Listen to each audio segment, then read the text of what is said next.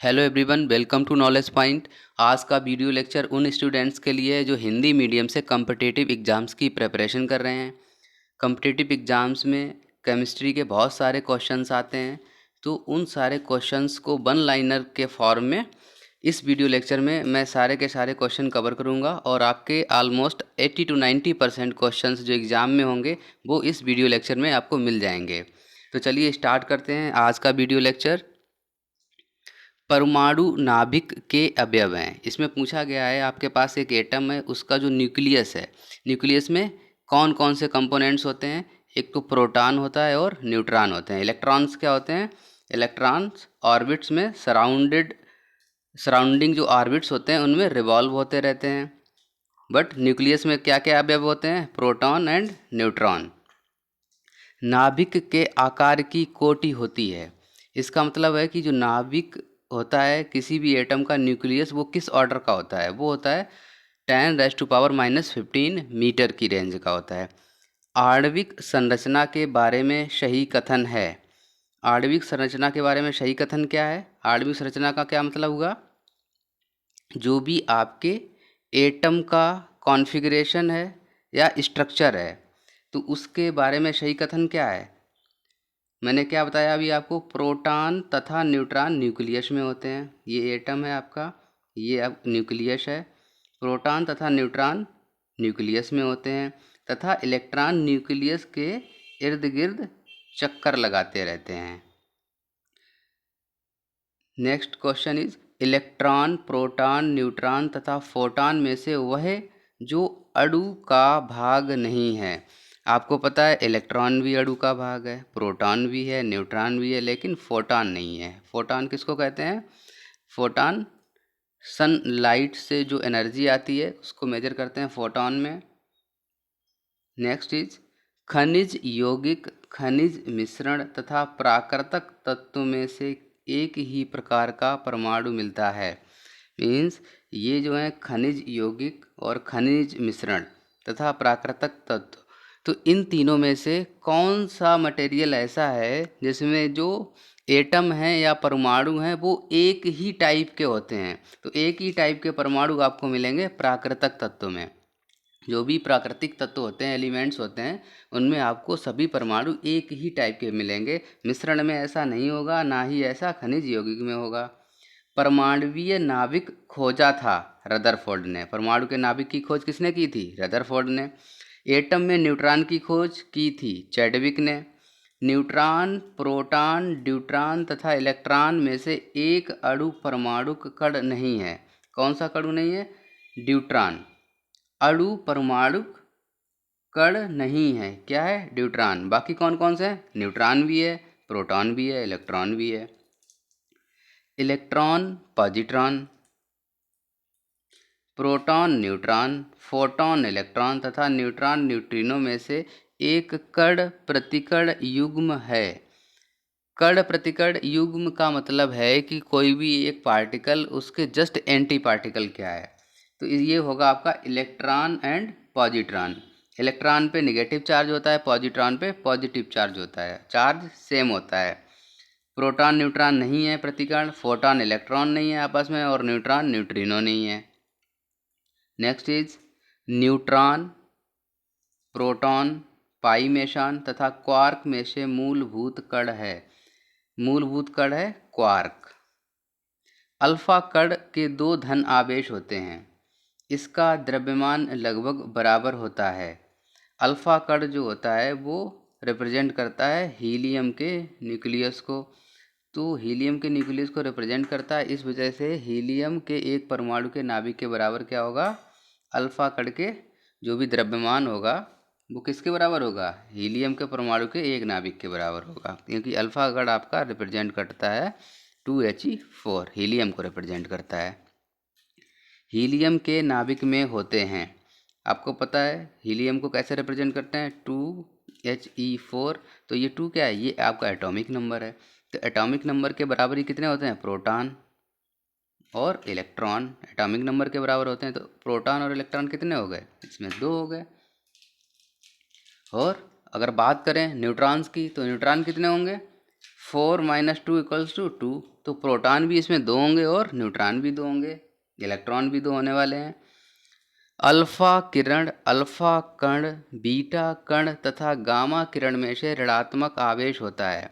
Negative charge जो होता है वो होता है आपका बीटा कण में। इसके बाद है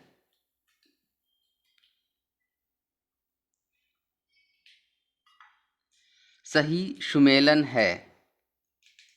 देखिए आप, मीन्स जो एक टेबल सी गिवन होगी आपको, एक साइड लिस्ट 1 होगी, एक साइड लिस्ट 2 होगी, और आपको क्वेश्चंस में मैच करने होंगे आपस में जो भी रिलेटेड वर्ड्स होंगे। सबसे पहले बात करते हैं शून्य द्रव्यमान, मीन्स जीरो मास किसका होता है? न्यूट्रिनो का होता है। जो न्यूट्रिनो पार्टिकल है उसका जो मास होता है वो जीरो होता है। फ्रैक्शनल चार्ज या आंशिक आवेश किस पे होता है? क्वार्क पे। क्वार्क पे आवेश आंशिक रूप में होता है। आंशिक प्रचक्रण पॉजिट्रॉन में होता है। पूर्णांक प्रचक्रण फोनॉन में होता है। परमाणु के कक्षों को भरने का क्रम नियंत्रित होता है। ये ऑफ-बाउ के सिद्धांत के द्वारा कंट्रोल्ड होता है। ऑफ-बाउ के सिद्धांत के अकॉर्डिंग ही जो परमाणु के क्या होंगे? कक्ष होंगे, उनमें इलेक्ट्रॉन व्यवस्थित होंगे।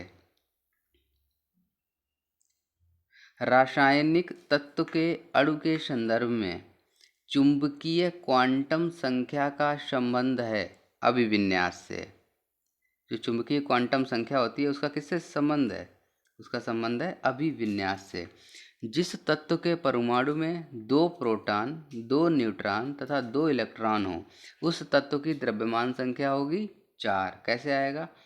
आपने देखा था हीलियम के केस में क्या था? 2He4 था, तो इसके न्यूट्रॉन निकालते तो कैसे निकालते थे?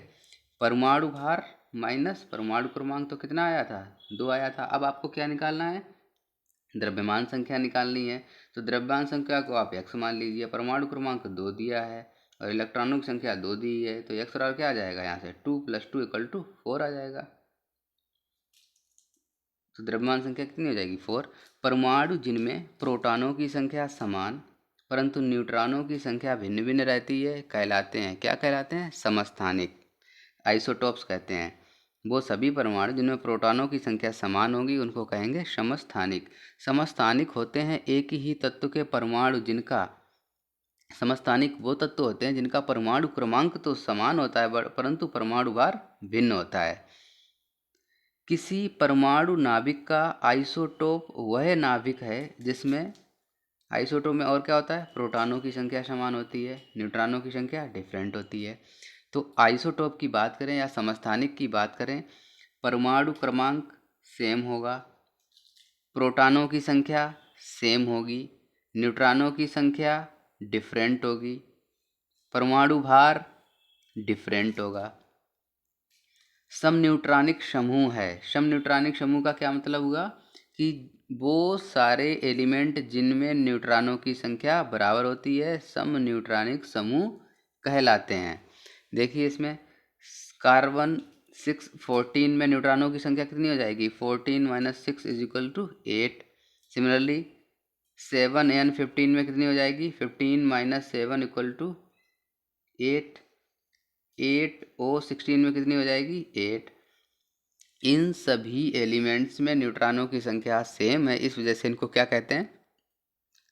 समन्यूट्रॉनिक समूह।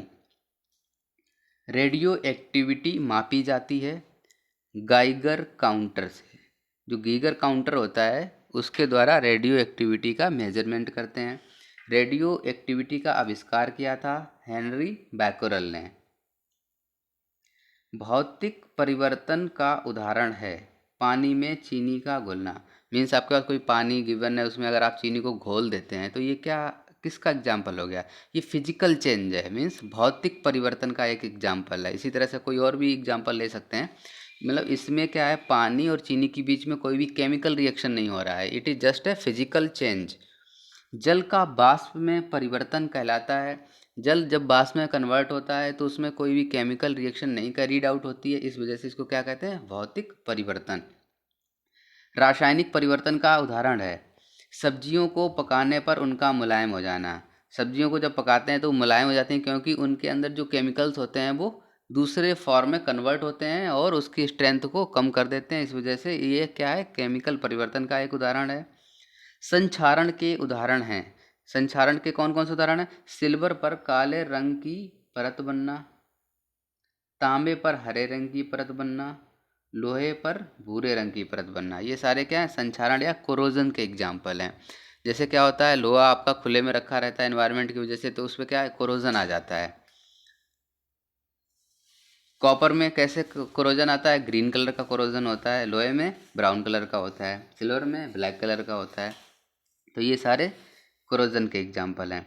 रासायनिक परिवर्तन का उदाहरण है, मीन्स दुग्ध आशकंदन। दूध का जो आशकंदन होता है वो है आपका रासायनिक परिवर्तन का एक उदाहरण। उच्चतर तापमानों पर रासायनिक अभिक्रिया तीव्रतर हो जाती है। उच्चतर तापमानों पर आणविक गति और द्रुत हो जाती है। एक आपके पास कथन दिया है, एक उसका कारण दिया है, और आपसे पूछा गया है क्या कथन सही है या उसका कारण सही है, या दोनों सही हैं या दोनों गलत हैं। तो आप कैसे आइडेंटिफाई करेंगे? इसमें देखिए, उच्चतर तापमानों पर रासायनिक अभिक्रिया तीव्रतर हो जाती है, ये बात ठीक है। और ये ऐसा क्यों होता है? क्योंकि हाई टेम्परेचर पे जो आणविक गति है वो और भी ज़्यादा तीव्र हो जाती है। इस वजह से उच्चतर तापमानों पर क्या होता है, रासायनिक अभिक्रिया तेज हो जाती है। ये दोनों सही हैं और इसका कारण जो है वो भी सही है। जल अपघटन में ऊर्जा उत्पन्न होती है। जब भी जल का अपघटन करते हैं तो जो एनर्जी प्रोड्यूस होती है वो हीट के फॉर्म में होती है, इसको कहते हैं ऊष्मा के फॉर्म में होती है। पाश्चराइजेशन एक प्रक्रिया है जिसमें पाश्चराइजेशन किसका किया जाता है? मिल्क का किया जाता है। जो पैकेट्स में मिल्क आता है, दूध आता है, उसको क्या कहते हैं? पास्चराइज्ड मिल्क कहते हैं। तो इस प्रोसेस में क्या होता है, दूध को सबसे पहले बहुत देर तक गर्म किया जाता है और एक निश्चित फिक्स टाइम में क्या करें, उसको ठंडा कर लिया जाता है। तो इससे क्या होता है, उसका पाश्चराइजेशन हो जाता है। पाश्चराइजेशन संबंधित है दुग्ध के निर्जमीकरण से। मीन्स इससे क्या है, उसके बैक्टीरिया जो हैं वो मर जाते हैं और जल्दी दूध खराब नहीं होता है। सही कथन है, किसी जलीय विलयन का क्वथनांक शुद्ध जल के क्वथनांक से अधिक होता है। ये कथन सही है या गलत है? देखिए, आप कोई भी आपके पास एक सोल्यूशन दिया गया है, वाटर का सोल्यूशन गिवन है आपके पास, ये सोल्यूशन गिवन है और ये आपके पास प्योर वाटर है। तो इसमें से किसका बॉइलिंग पॉइंट ज़्यादा होगा? बॉइलिंग पॉइंट सोल्यूशन का ज़्यादा होगा, वाटर का कम होगा, क्योंकि सोल्यूशन के केस में वाटर को बॉयल होने में ज़्यादा टाइम लगेगा। अशुद्धियों के कारण द्रव का क्वथनांक बढ़ जाता है। कोई भी वाटर गिवन है आपको, अगर उसमें कोई अशुद्धियाँ मिक्स हैं तो उसकी वजह से क्या होगा, बॉइलिंग पॉइंट बढ़ जाएगा। ऊंचाई की जगहों पर पानी 100 डिग्री सेंटीग्रेड के नीचे के तापमान पर उबलता है। जैसे जैसे आप ऊपर जाते हैं तो वहाँ पे क्या होता है, वायुमंडल का जो प्रेशर होता है वो कम होता जाता है। एटमॉस्फेरिक प्रेशर क्या होगा, कम होता जाएगा। तो इस वजह से वहाँ पे बॉइलिंग पॉइंट क्या है, जल्दी अचीव हो जाता है। तो बॉइलिंग पॉइंट जल्दी अचीव हो जाता है, तो इस वजह से क्या होता है कि जल्दी बॉइलिंग हो जाती है किसी भी लिक्विड में। कथन दिया गया है आपको, नमक और बर्फ के मिश्रण से 0 डिग्री सेंटीग्रेड से नीचे का तापमान प्राप्त होता है। रीज़न है इसका, नमक बर्फ के हिमांक को बढ़ा देता है। देखिए आप, नमक और बर्फ के जो मिश्रण होता है उससे 0 डिग्री सेंटीग्रेड से नीचे का तापमान प्राप्त हो सकता है, ये बात ठीक है। लेकिन इसका रीज़न ये नहीं है कि नमक जो है बर्फ़ के फ्रीजिंग पॉइंट को बढ़ा देता है, ये रीज़न जो है वो गलत है। ये जो आपका स्टेटमेंट है ये बिल्कुल करेक्ट है। वह कोलाइडी तंत्र जो कोहरे में अभिव्यक्त होता है उसको क्या कहते हैं, गैस में द्रव। मीन्स जो एटमॉस्फेरिक एयर होती है उसमें क्या होता है, लिक्विड सस्पेंड हो जाता है। तो इस ये क्या होता है, एक कोलाइडल सिस्टम बनाता है जो आपको कोहरे में नज़र आता है। तो जो कोहरे का कोलाइडल सिस्टम है उसमें क्या होता है, एयर में क्या सस्पेंड होती है, लिक्विड सस्पेंड होता है। परासरण के प्रक्रम में विलायक सांद्र घोल से तनु घोल की ओर जाता है। प्रतिलोम परासरण में तनुगोल पर बहादाब लगाया जाता है, उपरोक्त कथनों में से सही है। देखिए आपके पास दो स्टेटमेंट गिवन है। पहला स्टेटमेंट है परासरण के प्रकरण में एक आपके पास विलायक है, ठीक है, इसको सॉल्वेंट कह दीजिए आप। सांद्र घोल से तनु घोल की ओर जाता है। क्या कह रहे हैं, अब परासरण हो रहा है तो परासरण में क्या होगा कि जो विलायक है वो नहीं जाएगा, क्या जाएगा, जो विलेय होगा वो जाएगा। एक कंसंट्रेटेड सोल्यूशन है आपके पास, एक डाइल्यूट सोल्यूशन है, तो इसका इनके बीच में जब परासरण होगा तो उस केस में क्या होगा, जो भी आपका विलेय होगा वो कंसंट्रेटेड से डाइल्यूट की ओर जाएगा, लेकिन विलायक का मूवमेंट नहीं होगा। तो इस वजह से ये स्टेटमेंट क्या है, ये गलत स्टेटमेंट है। प्रतिलोम परासरण में तनु घोल पर बहादाब लगाया जाता है, ये भी गलत स्टेटमेंट है, ऐसा नहीं किया जाता है। क्रोमैटोग्राफी की तकनीक का प्रयोग होता है। क्रोमैटोग्राफी में कोई एक मिश्रण होता है, उससे पदार्थों को अलग किया जाता है। किसी मिश्रण से पदार्थों को अलग करने को क्या कहते हैं, क्रोमैटोग्राफी। ठोस कपूर से कपूर वाष्प बनने की प्रक्रिया को कहते हैं ऊर्ध्वपातन। ऊर्ध्वपातन की प्रक्रिया होती है, आपके पास कोई कपूर दिया गया सॉलिड होता है, उसको आप हवा में छोड़ दें तो वो वाष्प बन जाता है, तो इस प्रक्रिया को कहते हैं ऊर्ध्वपातन। कपूर नैफ्थलीन अथवा शुष्क बर्फ के नमूने को हवा में खुला रखने पर कुछ समय पश्चात गायब हो जाता है, इस परिघटना को कहते हैं ऊर्ध्वपातन। कपूर या नैफ्थलीन को आप खुले में छोड़ देंगे तो वो अपने आप क्या होगा, उसका बाष्पीकरण हो जाएगा, तो वो सीधे क्या हो रहा है, सॉलिड से गैस में कन्वर्ट हो जा रहा है। सॉलिड से सीधे गैस में कन्वर्ट होने को कहते हैं ऊर्ध्वपातन। ये देखो आपको मैच करने हैं, उपचयनांक दिया गया है और एलिमेंट दिए गए हैं, मीन्स इसमें आपको दिया गया है उपचयन अंक कितना है। CaO में Ca का उपचयन अंक 2 है, ठीक बात है। Ca 2 पॉजिटिव चार्ज होता है, O पे 2 नेगेटिव चार्ज होता है, तो इसका उपचयन अंक कितना हो जाएगा, 2 हो जाएगा। NaAlH4 में एल्यूमिनियम का उपचयन अंक है, देखिए आप +1 +x +4 तो कितना हो जाएगा, सॉरी -4, तो कितना आ जाएगा यहाँ पे +3, तो x इक्वल टू क्या आएगा +3। MnO2 में Mn का उपचयन अंक है, Mn का x मान लीजिए आप, O का कितना होता है -2 होता है, तो -2 × 2 कितना हो जाएगा 4। H2SO4 में S का उपचयन अंक है, S का कितना हो गया -2 +x माइनस O का कितना होगा -2, तो कितना हो गया -8, और H का +2 तो कितना आ जाएगा +6।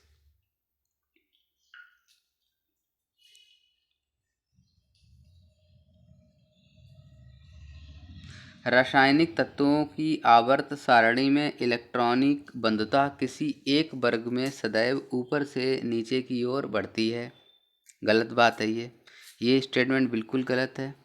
रासायनिक तत्वों की एक आवर्त सारणी है, तो उसमें जो इलेक्ट्रॉन एफिनिटी होती है किसी भी वर्ग में, ऊपर से जैसे जैसे आप नीचे की ओर आएंगे इलेक्ट्रॉन एफिनिटी कम होगी। किसी एक वर्ग में परमाणुवीय त्रिज्या सामान्यतः ऊपर से नीचे की ओर बढ़ती है, ये बात ठीक है।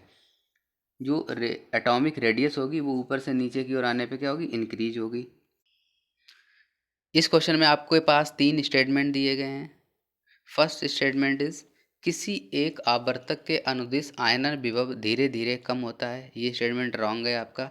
जब भी आप किसी आवर्तक के अनुदिश मूव करेंगे तो जो आयनन विभव होगा या आयनाइजेशन पोटेंशियल होगा वो धीरे धीरे क्या होगा, इंक्रीज होगा। तत्वों के किसी एक वर्ग में जैसे जैसे परमाणु भार बढ़ता है इलेक्ट्रॉन बंधुता कम होती है, ये बात बिल्कुल ठीक है। इलेक्ट्रॉन एफिनिटी कम होती जाएगी जैसे जैसे परमाणु भार बढ़ेगा। थर्ड स्टेटमेंट इज किसी निर्दिष्ट आवर्तक में जैसे जैसे परमाणु संख्या बढ़ती है विद्युत ऋणात्मकता कम होती है, ये भी रॉन्ग है, विद्युत ऋणात्मकता बढ़ती है। तो इन तीनों में से कौन सा स्टेटमेंट सही है, अकेला स्टेटमेंट 2 ठीक है। नेक्स्ट क्वेश्चन इज तीसरे और चौथे समूह के ऑक्साइड का सामान्य गुणधर्म है। तीसरे और चौथे समूह के जो ऑक्साइड होते हैं उसका जो सामान्य गुणधर्म होता है वो उभयधर्मी होते हैं, मीन्स बेसिक भी होते हैं और एसिडिक भी होते हैं। भूपर्पटी में सर्वाधिक पाया जाने वाला तत्व ऑक्सीजन है। भूपर्पटी पर द्रव्यमान के प्रतिशत के रूप में भी सबसे ज़्यादा पाया जाने वाला तत्व ऑक्सीजन है। ऑक्सीजन के बाद दूसरा सबसे अधिक मात्रा में पाया जाने वाला मूल तत्व सिलिकॉन है। विश्व में सर्वाधिक पाया जाने वाला तत्व हाइड्रोजन है। पृथ्वी पर 2014 तक 118 तत्वों की पहचान की जा चुकी थी। हीरा, रेत, संगमरमर और शक्कर में से जो मूल तत्व है वो क्या है? वो हीरा है, क्योंकि रेत, संगमरमर ये सारे किन्हीं दो या मोर देन टू एलिमेंट्स के मिक्सचर से बनते हैं और या इनको आर्टिफिशियली बनाया जाता है। हीरे की खनिजीय बनावट क्या है? कार्बन। वह इलेक्ट्रॉनिक संरूपण जो धातु तत्वों के लिए होती है। धातु तत्वों के लिए इलेक्ट्रॉनिक विन्यास कैसा होता है? 2 8 8 2। सोडियम, कैल्शियम, आयरन तथा पोटेशियम में सबसे अधिक क्रियाशील धातु है। कौन सी धातु सबसे ज़्यादा क्रियाशील है? पोटेशियम। लिथियम एवं पारा, लिथियम एवं ऑस्मियम और एल्यूमिनियम एवं ऑस्मियम और एल्यूमिनियम एवं पारा धातु युग्मों में से क्रमशः सबसे हल्की धातु तथा सबसे भारी धातु है। सबसे हल्की धातु कौन सी होगी? लिथियम एवं ऑस्मियम। ये जो आपके पास मेटल्स के युग्म दिए गए हैं, इनमें से जो सबसे हल्की धातु है वो है लिथियम और सबसे भारी धातु है ऑस्मियम। सर्वाधिक कठोर तत्व है हीरा। हीरा किससे बना होता है? कार्बन से। सोना, लोहा, प्लेटिनम तथा टंगस्टन में सबसे कठोरतम धातु है प्लेटिनम। प्लेटिनम सबसे ज़्यादा कठोर होता है। कार्बोंडम, टंगस्टन, कास्ट आयरन तथा नाइक्रोम में से वह पदार्थ जो बहुत कठोर तथा बहुत तन्य है। नाइक्रोम बहुत कठोर होता है और बहुत तन्य भी होता है। सबसे भारी प्राकृतिक तत्व है यूरेनियम। तांबा, यूरेनियम, एल्यूमिनियम तथा चांदी में सबसे भारी धातु है यूरेनियम। मोती की रासायनिक संरचना है कैल्शियम कार्बोनेट। मोती जो होता है वो किसका बना होता है? कैल्शियम कार्बोनेट का। मोती के मुख्य अवयव हैं एर्गोनाइट एवं कांचियोलिन। माणिक्य और नीलम रासायनिक रूप से पाए जाते हैं या रासायनिक रूप से जाने जाते हैं एल्यूमिनियम ऑक्साइड के रूप में। मीन जो माणिक्य और नीलम होते हैं वो एल्यूमिनियम के ऑक्साइड से होते हैं। एक स्टेटमेंट दिया है आपको, सोडियम धातु का संचयन केरोसिन में होता है। सोडियम धातु वायु प्रभाव्य होने पर गल जाती है।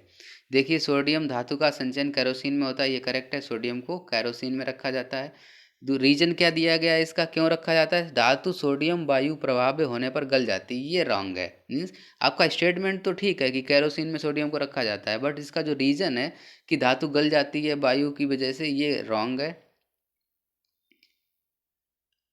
आजकल सड़क की रोशनी में पीले लैंप बहुतायत में प्रयुक्त हो रहे हैं। इन लैंपों को कहते हैं सोडियम लैंप। सोडियम वाष्प लैंप प्रायः सड़क प्रकाश के लिए प्रयुक्त होते हैं। क्यों? क्योंकि इनका जो एक प्रकाश होता है वो मोनोक्रोमेटिक या एक वर्डी होता है और इनसे पानी की बूंदों के गुजरने से क्या होता है, वो विभक्त नहीं होता है, मीन्स डिस्पर्स नहीं होता है। इस वजह से सोडियम लाइट का प्रयोग करते हैं। प्रदीप्त नली में सर्वाधिक सामान्यता प्रयोग होने वाली वस्तु है पारा, वाष्प तथा आर्गन। नेक्स्ट इज एल्यूमिनियम, सोना, क्रोमियम जस्ता में से स्वतंत्र अवस्था में पाई जाती है। सोना आपका स्वतंत्र अवस्था में पाया जाता है। सोने को घोला जा सकता है अम्लराज में, अम्लराज में सोना घुल जाता है। शुद्ध सोना होता है 24 कैरेट का। अति मुलायम खनिज टाक सोप स्टोन मुख्यतः है, इसको कहते हैं मैग्नीशियम सिलिकेट। चूना पत्थर का रासायनिक नाम है कैल्शियम कार्बोनेट। चीनी मिट्टी, कोरंडम, जिप्सम तथा टैल्क में से सबसे वह पदार्थ जिसमें सबसे अधिक कैल्शियम होता है वो होता है आपका जिप्सम में। जिप्सम में सबसे अधिक कैल्शियम होता है। प्लास्टर ऑफ पेरिस का रासायनिक रूप है calcium sulphate. Plaster of Paris का सूत्र है CaSO4 × 12H2O। डॉक्टर, कलाकार एवं मूर्तिकार कैल्शियम सल्फेट का उपयोग करते हैं, जिसका लोकप्रिय नाम है प्लास्टर ऑफ पेरिस। मोनाजाइट का अयस्क है थोरियम। थोरियम का अयस्क क्या है? मोनाजाइट। मोनाजाइट पूछा जाए आपसे क्वेश्चन एग्जाम में, मोनाजाइट किसका अयस्क है, तो आप क्या आंसर टिक करेंगे? थोरियम का। माइका है, माइका ऊष्मा का चालक तथा विद्युत का कुचालक है। मीन्स जो माइका एक ऐसा मटेरियल है जिसके जो इलेक्ट्रिसिटी को पास नहीं होने देता है बट हीट पास हो जाती है।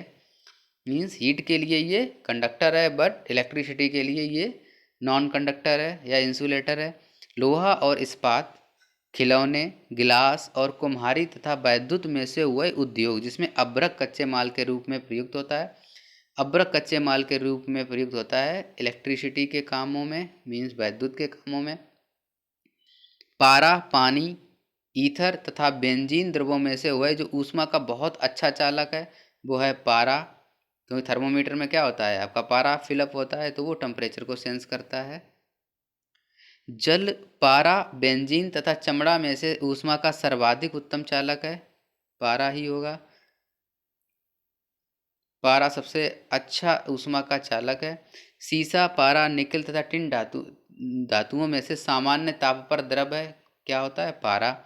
पारे का साधारणतया तापमापी यंत्रों में प्रयोग किया जाता है क्योंकि इसकी विशेषता है उच्च संचालन शक्ति, या इसकी जो सेंसिटिविटी होती है टेम्परेचर के रिगार्डिंग वो काफ़ी हाई होती है। आयरन, लेड, मैग्नीशियम तथा एल्यूमिनियम में से वह है जो जल के साथ बिल्कुल भी अभिक्रिया नहीं करता है। लेड जल के साथ बिल्कुल भी अभिक्रिया नहीं करता है। तब कोई प्रतिक्रिया नहीं होती है जब भाप गुजरती है तांबे के ऊपर से। तांबे के ऊपर से अगर आप भाप को गुजारो तो कोई भी प्रतिक्रिया नहीं होगी। लोहा प्राप्त किया जाता है हेमेटाइट से। दो सूचियां दी गई हैं आपको, सूची 1 एंड सूची 2, इनको सुमेलित करना है। ऊष्मा तथा विद्युत का सर्वोत्तम संचालक क्या है? चांदी। सबसे अधिक मात्रा में पाई जाने वाली धातु क्या है? एल्यूमिनियम। सबसे अधिक लचीली तथा पीट कर बढ़ाए जाने योग्य धातु क्या है? स्वर्ण। ऊष्मा का न्यूनतम संचालक क्या है? सीसा। हीरा, चांदी, ग्रेफाइट तथा लकड़ी में से विद्युत चालकता सर्वाधिक है चांदी की। चांदी की कंडक्टिविटी सबसे ज़्यादा होती है। एल्यूमिनियम, सीमेंट, उर्वरक तथा फेरोमैंगनीज में से वह उद्योग जो बॉक्साइट को मुख्य कच्चा माल के रूप में प्रयोग करता है, एल्यूमिनियम उद्योग। एल्यूमिनियम उद्योग क्या है? बॉक्साइट को मुख्य कच्चे माल के रूप में प्रयोग करता है। फिर से दो सूचियाँ दी गई हैं, सूची 1 एंड सूची 2। देखिए भंजन किस में होता है? पेट्रोलियम के केस में। प्रज्वलन होता है ताम्र का। हाइड्रोजनीकरण होता है खाद्य वसा का। और बल्कनीकरण होता है रबड़ का। मीन्स ये जो प्रोसेसेस के नाम दिए गए हैं इनसे रिलेटेड कौन से मटेरियल हैं? भंजन पेट्रोलियम से रिलेटेड है, प्रज्वलन आपका तांबा से रिलेटेड है, हाइड्रोजनीकरण खाद्य वसा से रिलेटेड है और बल्कनीकरण आपका रबड़ से रिलेटेड है। एल्यूमिनियम बनाने के लिए बॉक्साइट का प्रयोग करते हैं। तांबा, लोहा, एल्यूमीनियम तथा चांदी में से वह धातु जिसे प्राप्त करने हेतु बॉक्साइट अयस्क है वो है एल्यूमीनियम। बॉक्साइट से क्या मिलता है? एल्यूमीनियम मिलता है। सही सुमेलित कीजिए, ये कुछ अयस्क दिए गए हैं और कुछ मेटल्स दिए गए हैं तो आपको सही से सुमेलित करना है। एल्यूमीनियम का क्या है अयस्क? बॉक्साइट। Copper, cuprite. पारा, cinnabar. Zinc, calamine. Iron, hematite. फिर से दो सूचियाँ दी गई हैं जिनमें आपके मूल तत्व दिए गए हैं। हीरा किसका होता है? कार्बन का बना हुआ होता है। संगमरमर कैल्शियम से बनता है। बालूरेत सिलिकॉन से बनता है। माणिक्य आपका एल्यूमिनियम ऑक्साइड से बनता है। एल्यूमिनियम, सोडियम, मैग्नीशियम तथा मैग्नीज में से जल से हल्का होता है। सोडियम जल से हल्का होता है। इस्पात, पारा तथा सोना का उनके घनत्व के अवरोही क्रमानुसार सही अनुक्रम है। सबसे ज़्यादा जो घनत्व होता है वो होता है सोने का। सोना का जो घनत्व होता है वो सबसे ज़्यादा होता है। इसके बाद आता है आपका मरकरी और इसके बाद आता है आपका इस्पात। स्टील, पीतल, ब्रांज तथा तांबा में से मिश्र धातु नहीं है। तांबा मिश्र धातु नहीं है। कथन दिया गया है आपके पास एक, जस्तेदार लोहे में जल्दी जंग नहीं लगता। रीजन है इसका, एषद में उपचयन क्षमता है। देखिए आप, जस्तेदार लोहे में जल्दी जंग नहीं लगता, ये बात सही है, स्टेटमेंट ठीक है। एषद में उपचयन क्षमता है, ये स्टेटमेंट भी सही है, मीन्स इसका रीज़न भी ठीक है। तो आपके स्टेटमेंट और रीज़न दोनों ही करेक्ट हैं। जस्तेदार लोहे की चादरें जंग से बची रहती हैं। सही बात है, क्योंकि उनमें विद्यमान होती है एसिड की परत, मीन्स जस्ते की परत विद्यमान होती है, इस वजह से उनमें जंग नहीं लगती है। और जो जस्ता होता है उसमें उपचयन क्षमता होती है। गलबनीकरण लोहे पर लेप होता है जस्ते का। जो गैल्वनीकरण कृत लोहा होता है उसमें जस्ते का लेप कर देते हैं, जिससे उस पर कोरोजन नहीं होता है। एल्यूमिनियम पृष्ठ प्रायः एनोडीकृत होते हैं। इसका अर्थ है उस पर एल्यूमिनियम ऑक्साइड की परत का निक्षेपण होना। जो भी एल्यूमिनियम पृष्ठ पृष्ठ होते हैं उनमें उनको क्या करते हैं, एनोडीकृत कर देते हैं। कैसे करते हैं, एल्यूमिनियम ऑक्साइड की परत को निक्षेपित करके। वह धातु जिससे बनाई मिश्र धातु को हवाई जहाज तथा रेल के डिब्बे में पुर्जों के काम में लिया जाता है, वो धातु है एल्यूमिनियम।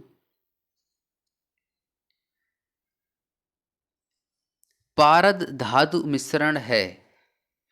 पारद धातु पारद युक्त मिश्र धातु होती है, मीन्स जिसमें भी पारद मिक्स होगा वो क्या होगी, मिश्र धातु कहलाएगी। जस्ता तांबा मैग्नीशियम तथा लोहा वस्तुओं में से अमलगम नहीं है। अमलगम कौन नहीं बनाता, लोहा अमलगम नहीं बनाता है, जस्ता और मैग्नीशियम अमलगम बनाते हैं। जस्ता तांबा, तांबा टिन, पारा जस्ता, सीसा जस्ता मिश्र धातुओं में से अमलगम कहते हैं पारा जस्ता को। पारा जस्ता को क्या कहते हैं, अमलगम कहते हैं। टांका एक मिश्र धातु है, किसकी, टिन और शीशे से मिलके मिश्र धातु बनती है। कांसा मिश्रित धातु है, तांबा एवं टिन की। जर्मन सिल्वर रिलेटेड है आपका निकल से। सोल्डर टिन से रिलेटेड है। ब्लीचिंग पाउडर क्लोरीन से रिलेटेड है। हाइपो आपका सोडियम से रिलेटेड है। जर्मन सिल्वर में चांदी होता है 0%। इस सिर्फ इसका नाम ही होता है जर्मन सिल्वर, बट इसमें चांदी की मात्रा 0 होती है। तांबा एल्यूमिनियम जस्ता तथा निकिल में से वह तत्व जो जर्मन सिल्वर में उपस्थित नहीं होता है, एल्यूमिनियम। जर्मन सिल्वर में एल्युमिनियम उपस्थित नहीं होता है और चांदी उपस्थित नहीं होती है। तांबे के मिश्र धातुओं का जोड़ा है। तांबे की जो मिश्र धातु है, पीतल और कांसा को मिला के क्या बनता है, तांबा बनता है। पीतल, कांसा, जर्मन सिल्वर तथा गन मेटल में से तांबे की मात्रा सबसे ज़्यादा होती है आपकी कांसे में। वह धातु जो पीतल, कांस्य तथा जर्मन सिल्वर इन सभी में उभय घटक के रूप में विद्यमान होती है, वो धातु है आपकी तांबा। पीतल मिश्र धातु है तांबा एवं जस्ते की। पीतल, तांबा तथा जस्ते की मिश्र धातु है। एक स्टेटमेंट ये है, पीतल क्या है, तांबा एवं जस्ते की मिश्र धातु है, स्टेटमेंट करेक्ट है। मैग्नेटाइट एल्यूमिनियम का सबसे अधिक महत्वपूर्ण अयस्क है, ये रॉन्ग स्टेटमेंट है। पारादित सम्मिश्रण वे पदार्थ हैं जिसमें पारा अनिवार्यता सम्मिलित होता है, बिल्कुल सही बात है। फोटोग्राफी में पोटेशियम नाइट्रेट प्रयुक्त होने वाला एक अनिवार्य रसायन है, ये रॉन्ग है। तो आपके कौन कौन से स्टेटमेंट करेक्ट हो गए, 1 और 3। पीतल का रंग हवा में फीका पड़ जाता है क्योंकि हाइड्रोजन सल्फाइड जो है पीतल का रंग जो होता है उसको हल्का कर देता है। ताम्र संदूषण से बचने के लिए पीतल के बर्तनों पर सामान्यतः रांगे की परत चढ़ा देते हैं। मिश्र धातुओं में जिस पदार्थ के संयोग से निष्कलंक इस्पात स्टेनलेस स्टील अचुंबकीय हो जाता है वह पदार्थ है निकेल। स्टील की कठोरता प्रदान करने के लिए बढ़ाई जाती है, कार्बन की मात्रा बढ़ाने से क्या होता है, स्टील कठोर हो जाता है। वह तत्व जो लोहे के साथ मिश्रित होने पर इस्पात बनाता है, जो उच्च ताप पर प्रतिरोध कर सकता है, जिसमें उच्च कठोरता तथा अपघर्षण प्रतिरोधकता होती है, उसको कहते हैं क्रोमियम। जंग रहित लोहा बनाने में प्रयुक्त होने वाली सबसे महत्वपूर्ण धातु है क्रोमियम। स्टील से स्टेनलेस स्टील प्राप्त करने के लिए उसमें कुछ तत्वों को मिलाकर उसे और अधिक संशोधित किया जाता है। वह तत्व जो उस कार्य के लिए प्रयुक्त नहीं किया जा सकता है वो है सिलिकॉन को यूज नहीं कर सकते हैं इस काम के लिए। धब्बा रहित लोहा बनाने में लोहे के साथ प्रयुक्त होने वाली सबसे महत्वपूर्ण जो धातु है वो है क्रोमियम। स्टेनलेस स्टील मिश्र धातु है। स्टेनलेस स्टील में होता है आपका लोहा होता है, क्रोमियम होता है, मैग्नीज और कार्बन होता है। क्रोमियम, निकल, तांबा, टिन तथा जिंक में से वह जो स्टेनलेस स्टील बनाने के लिए लोहे में मिलाया जाता है, क्रोमियम और निकल को मिलाया जाता है। स्टील में होता है 0.1 से लेकर 2% तक कार्बन होता है। कार्बन क्या करता है, स्टील की हार्डनेस को बढ़ाता है। जंग लगने पर लोहे का भार क्या होता है, बढ़ता है। स्टेटमेंट दिया गया है, साधारणतः यह देखा गया है कि लोहे की वस्तुएं जब वायुमंडल में अनाच्छादित होती हैं तब वे भूरे पाउडर की परत से आच्छादित होती हैं, जिसको जंग कहते हैं। सही स्टेटमेंट है। जंग अर्थात भूरा पाउडरी पदार्थ टैनिन के जमा होने से बनता है, ये गलत है। मीन्स आपका स्टेटमेंट सही है बट रीजन गलत है। हाइड्रोजन कार्बन नाइट्रोजन तथा ऑक्सीजन तत्वों में से सर्वाधिक यौगिक निर्माण करता है कार्बन। कार्बन सबसे ज़्यादा कंपाउंड का प्रोडक्शन करता है। हीरा ग्रेफाइट तथा कोयला में से कार्बन है। हीरा भी कार्बन का होता है, ग्रेफाइट भी कार्बन है और कोयला तो कार्बन होता ही होता है। केवलार लेक्सान ग्राफीन तथा स्पाइडर सिल्क में से केवल कार्बन से बना हुआ है ग्राफीन। हीरा ग्रेफाइट ऑक्सो कार्बन तथा फुलेरेंस में से कार्बन का अपरूप नहीं है ऑक्सो कार्बन्स। पेंसिल का लेड होता है ग्रेफाइट का। कार्बन के तीसरे अपरूपी की खोज 3 वैज्ञानिकों की टीम के द्वारा की गई थी, जिन्हें रसायन शास्त्र में नोबेल प्राइज से सम्मानित किया गया था। उस टीम में सम्मिलित थे 3 साइंटिस्ट। कौन कौन से थे? Robert F Curl, sir Harold W Kroto तथा रिचर्ड स्माले। बकमिंस्टर फुलरीन है। बकमिंस्टर फुलरीन कार्बन का एक यौगिक रूप है जिसमें 60 कार्बन परमाणुओं का एक गुच्छ होता है जो परस्पर पंचभुज या षटभुज से बने बहुफलीय संरचना से जुड़े होते हैं। 60 कार्बन परमाणुओं के एक गुच्छा होता है, इसको क्या कहते हैं? बकमिंस्टर फुलरीन कहते हैं। टेबल दी गई है आपको। सूखी बर्फ आपकी रिलेटेड है ठोस कार्बन डाइऑक्साइड से। ठोस कार्बन डाइऑक्साइड क्या होती है? सूखी बर्फ होती है। सेविन होता है एक कीटनाशक। टेफ्लॉन होता है फ्लोरीन युक्त बहुलक। फ्लोरीन होता है आपका कार्बन का एक अपरूपक। हीरा ग्रेफाइट कोयला तथा बालू में से कार्बन नहीं है, बालू में कार्बन नहीं होता है। लिग्नाइट टिन चांदी तथा लोहा में से कार्बन मिलता है लिग्नाइट में। कोयले के बिटुमिनस कोयला लिग्नाइट पीट तथा एंथ्रासाइट प्रकारों में से वह एक जिसमें शेष प्रकारों की अपेक्षा अधिक प्रतिशत कार्बन अंश होता है एंथ्रासाइट में। एंथ्रासाइट में सबसे ज़्यादा कार्बन होता है। कार्बन की मात्रा अधिकतम होती है ढलमा लोहे में। हीरा क्वार्ट्ज गंधक तथा ग्रेफाइट में से क्रिस्टल नहीं है, गंधक क्रिस्टलीय नहीं होता है, यह अमॉर्फस होता है। कांच का उत्कीर्ण किया या खरोंचा जा सकता है हीरा से, बिल्कुल ठीक बात है। हाइड्रोफ्लोरिक अम्ल से, बिल्कुल ठीक बात है। एक्वारेजिया से नहीं। सांद्र सल्फ्यूरिक एसिड से नहीं। मीन्स हीरा और हाइड्रोफ्लोरिक एसिड से कांच को खरोंचा जा सकता है। हीरे की बिक्री में भार की इकाई कैरेट होती है। एक कैरेट बराबर होता है आपका 200 मिलीग्राम के। ब्लैक गोल्ड फ्लोरीन ग्रेफीन तथा केवलार का उनके पहली बार प्रयोगशाला में संश्लेषण के कला क्रमानुसार व्यवस्थित क्रम है। सबसे पहले केवलार का प्रयोगशाला में संश्लेषण किया गया 1964 में। इसके बाद फ्लोरीन का किया गया 1985 में। इसके बाद आया आपका ग्राफीन 2004 में। इसके बाद आया ब्लैक गोल्ड 2019 में। ग्राफीन के संदर्भ में निम्न कथनों पर विचार कीजिए। 4 कथन दिए गए हैं आपसे आपके पास।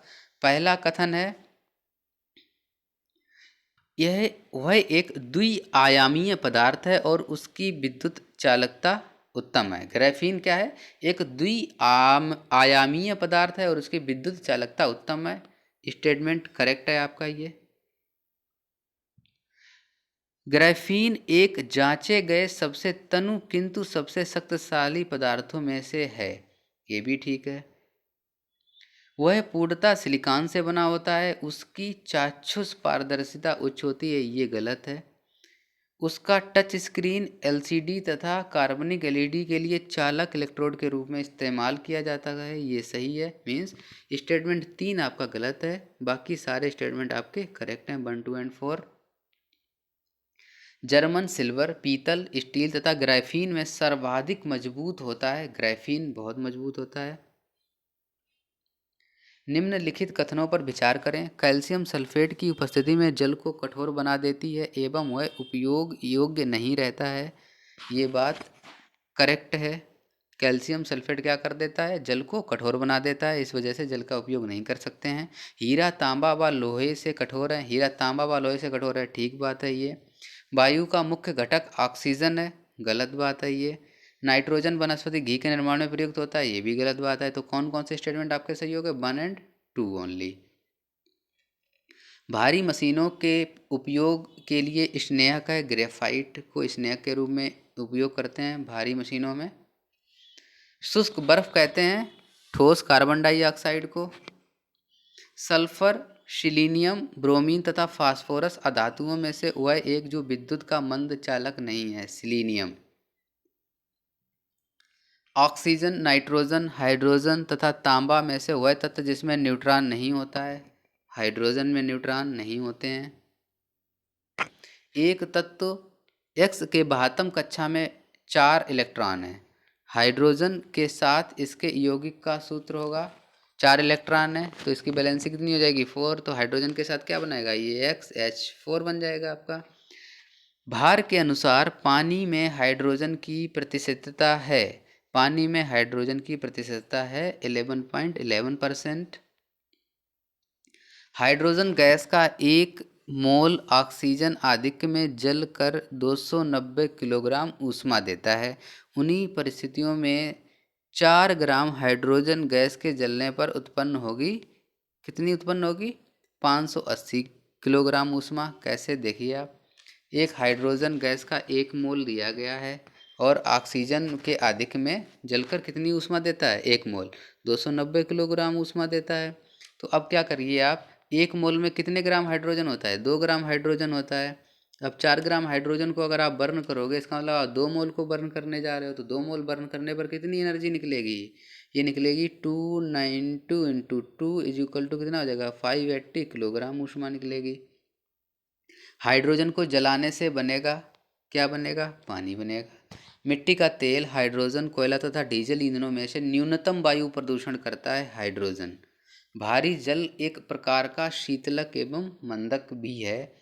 भारी जल का रासायनिक फार्मूला है D2O। न्यूक्लियर रिएक्टरों में विमंदक और प्रशीतक दोनों की तरह प्रयुक्त होने वाला पदार्थ है भारी जल। गुरु जल क्या होता है, हैवी हाइड्रोजन और ऑक्सीजन को मिला के जो बनता है उसको कहते हैं गुरु जल। क्या कहते हैं उसको, गुरु जल कहते हैं।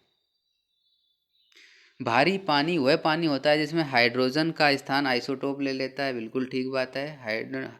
वाटर होता है आपका H2O, हाइड्रोजन का एक आइसोटोप क्या है ड्यूटेरियम, तो D2O क्या होता है आपका हैवी वाटर हो जाता है। हैवी वाटर में हाइड्रोजन के स्थान पर ड्यूटेरियम होता है। भारी पानी की खोज की थी HC उरे ने। भारी पानी का अणुभार होता है 20। जल गैस है CO प्लस H2 को क्या कहते हैं जल गैस। निम्नलिखित कथनों पर विचार कीजिए। देखिए आपके पास कुछ स्टेटमेंट दिए गए हैं और इसमें देखना है आपको कौन कौन से स्टेटमेंट सही हैं। कठोर जल उपयुक्त नहीं है पीने के लिए, सही बात है। कठोर जल को आप पीने के लिए उपयोग में नहीं ला सकते। साबुन से कपड़े धोने के लिए भी आप यूज नहीं कर सकते क्योंकि झाग नहीं बनाएगा। बॉयलर्स में प्रयोग के लिए, बॉयलर्स में भी कठोर जल का इस्तेमाल नहीं किया जाता है। और फसल की सिंचाई में भी कठोर जल का इस्तेमाल नहीं किया जाता है। मीन्स चारों स्टेटमेंट आपके करेक्ट हैं। पानी की स्थायी कठोरता के लिए उत्तरदायी है। पानी में जो स्थायी कठोरता होती है वो होती है मेनली कैल्शियम और मैग्नीशियम के क्लोराइड्स और सल्फेट्स की वजह से। जल का पीएच लगभग 7 होता है। पानी का शुद्धतम रूप है वर्षा का पानी। पानी की आयनिक लवण का सुविलायक है, क्योंकि पानी जो होता है वो आयनिक लवण का सुविलायक है, मीन्स आसानी से विलय हो जाते हैं जो आयनिक लवण होते हैं, क्योंकि पानी एक का जो द्विध्रुव आघूर्ण है वो अधिक होता है। अशुद्ध जल से बड़ी मात्रा में पेयजल तैयार किया जा सकता है निर्लवलीकरण द्वारा। मीन्स जो आपकी प्रोसेस है निर्लवणीकरण, उसके द्वारा अशुद्ध जल से आप शुद्ध जल तैयार कर सकते हैं। हीलियम, क्लोरीन, फ्लोरीन तथा कार्बन डाइऑक्साइड गैस में से पीने के पानी को शुद्ध करने के लिए प्रयोग में लाई जाती है। क्लोरीन से क्या होता है पानी शुद्ध किया जाता है। समुद्री जल को शुद्ध जल में बदला जा सकता है उत्क्रम परासरण की प्रक्रिया के द्वारा। खारे पानी को शुद्ध पानी में परिवर्तित करने की प्रक्रिया को कहते हैं उत्क्रम परासरण। फिटकरी गंदले पानी को स्वच्छ करती है स्कंदन की प्रक्रिया के द्वारा। वनस्पति तेल में वनस्पति घी बनाने में प्रयुक्त गैस होती है हाइड्रोजन। वनस्पति तेलों के हाइड्रोजनीकरण में उपयोग किया जाता है निकल कैटलिस्ट का।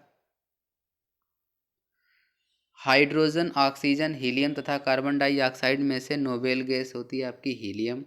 आर्गन, कार्बन डाइऑक्साइड, नाइट्रोजन तथा ऑक्सीजन में से वह गैस जिसकी प्रतिशत मात्रा वायुमंडल में सबसे कम है carbon dioxide.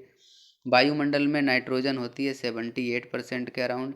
Nitrogen, oxygen, carbon तथा हाइड्रोजन में से गैसीय चक्र में नहीं है हाइड्रोजन। गोताखोरों के सांस लेने संबंधी क्रिया में उपयोग होने वाली गैसें हैं ऑक्सीजन और हीलियम।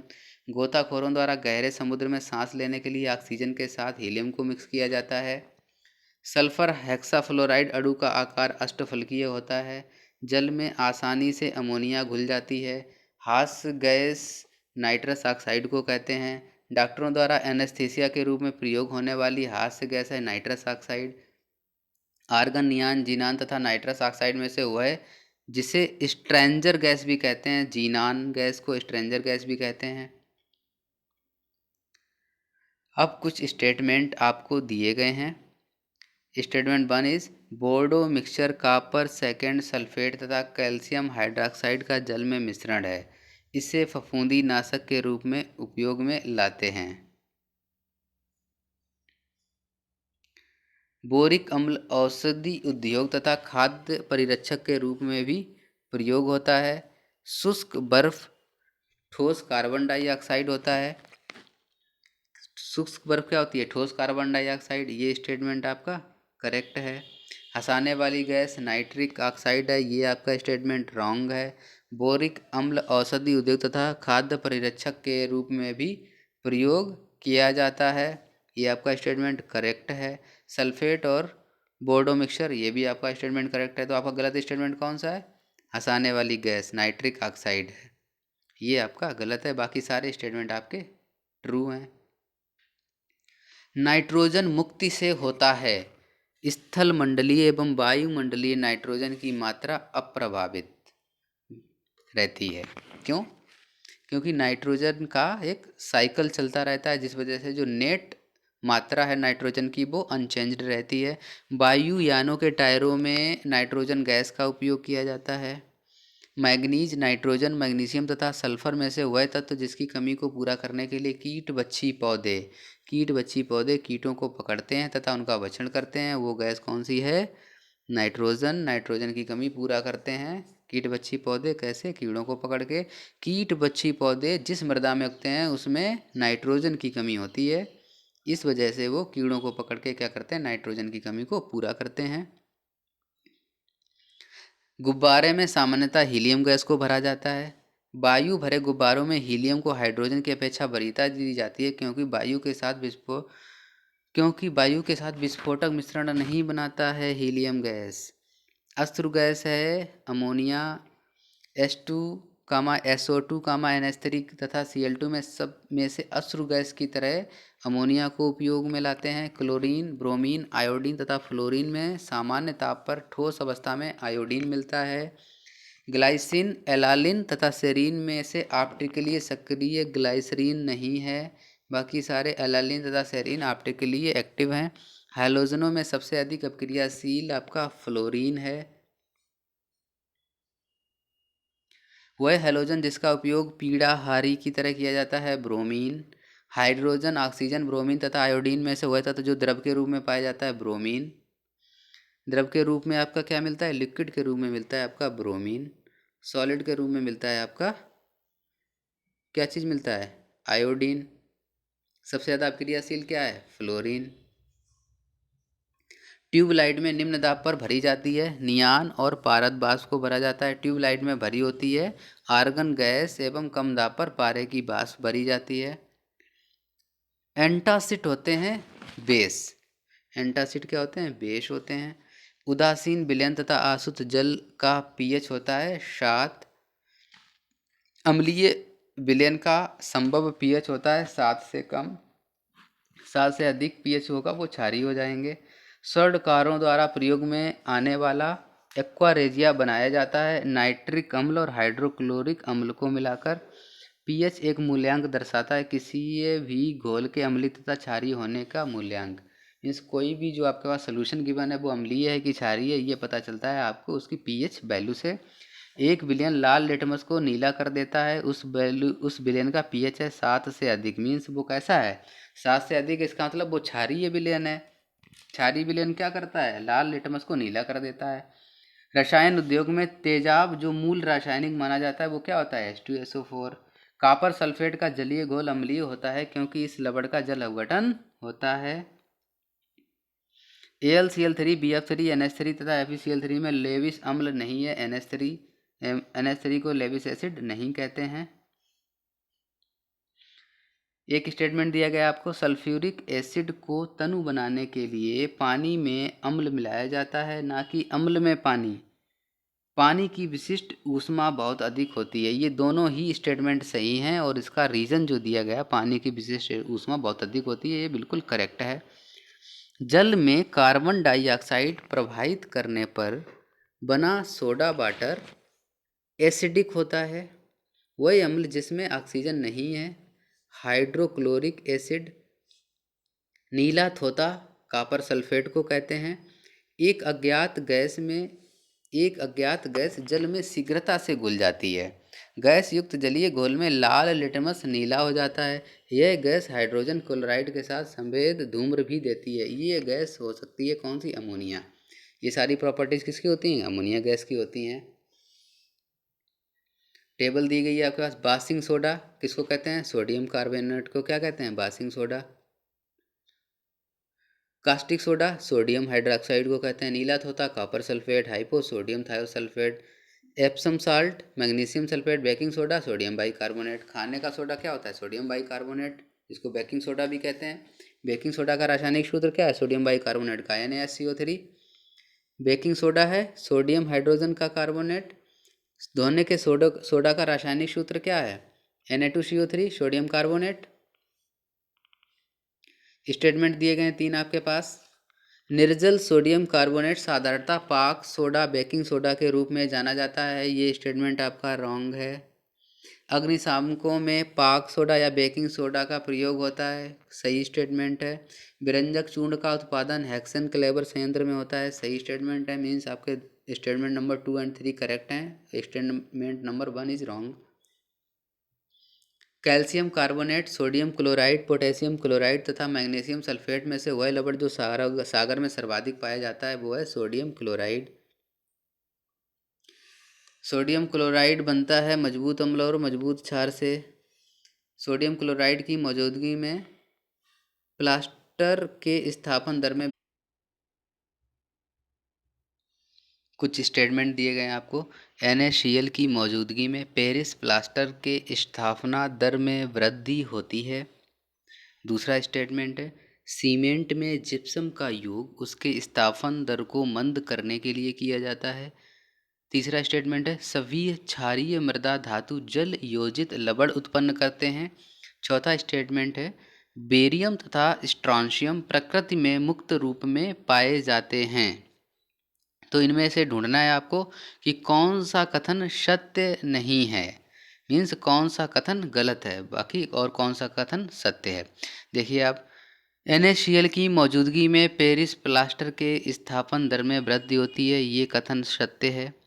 सीमेंट में जिप्सम का योग उसके स्थापन दर को मंद करने के लिए किया जाता है, सभी ये भी कथन सत्य है। सभी क्षारीय मृदा धातु जल योजित लवण उत्पन्न करते हैं, ये भी कथन सत्य है। बेरियम तथा स्ट्रांसियम प्रकृति में मुक्त रूप में पाए जाते हैं, ये कथन सत्य नहीं है। तो क्या हो गया आपका आंसर, कौन सा कथन सत्य नहीं है, डी। सत्य कौन से हैं, A, B एंड C। व्यंजक चूर्ण के लिए 4 कथन दिए गए हैं, इसमें से क्या ढूंढना है आपको, कौन सा कथन असत्य है, मीन्स कौन सा कथन गलत है। देखिए आप, व्यंजक चूर्ण जल में अधिक विलेय होता है, ये कथन गलत है। व्यंजक चूर्ण हल्के पीले रंग का होता है, सही स्टेटमेंट है। व्यंजक चूर्ण ऑक्सीकारक है, सही स्टेटमेंट है। तनु अम्ल की प्रतिक्रिया से क्लोरीन निष्कासित करता है, ये भी कथन सत्य है। तो इसमें असत्य कथन कौन सा हो गया, जल में अधिक विलेय होता है, ठीक है ना। ब्लीचिंग पाउडर में होता है, ब्लीचिंग पाउडर में क्या होता है, कैल्शियम ऑक्सीक्लोराइड या जिसको कैल्शियम हाइपोक्लोराइड भी कहते हैं। जब इनो लवण को जल में डाला जाता है बुलबुले बनते हैं, जिसका कारण होता है carbon dioxide gas. Photography plate को विकसित करने में सोडियम थायोसल्फेट उपचायक की भांति उपयोग होता है। Chrome red sodium thiosulphate hydrogen peroxide calomel पदार्थों में से वह पदार्थ जो फोटोग्राफी में तथा एंटीक्लोर के रूप में भी प्रयुक्त होता है उसको कहते हैं सोडियम थायोसल्फेट।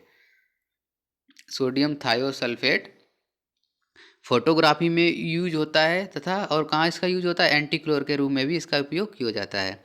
फोटोग्राफी में प्रयुक्त होने वाला हाइपोविलेन जलीय विलयन है, कौन सा है, सोडियम थायोसल्फेट का। सुमेलित कीजिए, टेबल है। सिल्वर ब्रोमाइड का यूज करते हैं फोटोग्राफी में, सिल्वर आयोडाइड का यूज करते हैं कृत्रिम वर्षा में, लिथियम बाइकार्बोनेट उपयोग होता है आपका गठिया के उपचार में तथा दूध मैग्नीशिया का यूज होता है प्रति अम्ल बनाने में। फोटोग्राफी में सबसे ज़्यादा उपयोगी तत्व है सिल्वर ब्रोमाइड। फोटोग्राफी की प्लेट पर सिल्वर ब्रोमाइड की परत चढ़ाई जाती है। निम्नलिखित यौगिकों में से या निम्नलिखित कथनों में से कौन सा कथन सत्य है, और ये रिलेटेड है आपका आयनी यौगिकों से। आयनी यौगिक अल्कोहल में अभिलेय होते हैं, ये बात सत्य है। आयनिक यौगिक जो होंगे वो अल्कोहल में विलेय नहीं होंगे। ठोस अवस्था में आयनी यौगिक विद्युत के उत्तम चालक होते हैं, ये स्टेटमेंट गलत है। तो कौन सा स्टेटमेंट सत्य हो गया, केवल 1। एल्कोहल, पानी, शहद तथा गैसोलीन में सबसे अधिक श्यान कौन सा है, शहद सबसे अधिक श्यान होता है। अनुकारित आदिम भूमि परिस्थितियों में प्रादुर्भाव का सही अनुक्रम है। अनुकारित आदिम भूमि में परिस्थितियों में प्रादुर्भाव का सही अनुक्रम क्या है, मेथेन, हाइड्रोजन साइनाइड, नाइट्राइल और अमीनो एसिड्स। सभी जैव यौगिक का अनिवार्य मूल तत्व है कार्बन। सभी जैव यौगिकों में सर्वाधिक आवश्यक मूल तत्व है कार्बन। कुछ गैसों के समूह दिए गए हैं, उन तत्व समूहों में से वह जो पृथ्वी पर जीवन की उत्पत्ति के लिए मूलतः उत्तरदायी था वो आपको सिलेक्ट करना है। Hydrogen, oxygen, sodium, no. Carbon, hydrogen, nitrogen, yes. Oxygen, calcium, phosphorus, no. Carbon, hydrogen, potassium, no. Carbon, hydrogen and nitrogen mainly life के लिए रिस्पॉन्सिबल हैं ऑन अर्थ। हाइड्रोकार्बनों के अणुभारों के बढ़ते क्रम के अनुसार सही क्रम है। मीथेन का सबसे कम अणुभार होता है, फिर एथेन, प्रोपेन एंड ब्यूटेन। प्रथम विश्व युद्ध में रासायनिक आयुध के रूप में मस्टर्ड गैस का प्रयोग किया गया था। मस्टर्ड गैस एक रासायनिक युद्ध में प्रयोग होता है। ब्यूटेन, मेथेन, प्रोपेन तथा रेडान में वह गैस जो सिगरेट लाइटर में प्रयुक्त होती है, ब्यूटेन। भोपाल में गैस त्रासदी हुई थी, वो क्यों हुई थी, कौन सी गैस का रिसाव हुआ था, मिथाइल आइसोसाइनेट का कारण। छपाई में प्रयोग की जाने वाली स्याही प्राप्त होती है मेथेन के अपघटन से। मेथेन गैस उत्पादन करने वाला क्षेत्र है धान का खेत। इलेक्ट्रोकार्डियोग्राफी हृदय से रिलेटेड विकार को आइडेंटिफाई करने के लिए यूज किया जाता है। डीडीटी कीटनाशक होता है। निकोटीन तंबाकू से रिलेटेड होता है। वह उत्प्रेरक जिसका उपयोग वनस्पति तेलों में हाइड्रोजनीकरण के लिए किया जाता है, निकेल।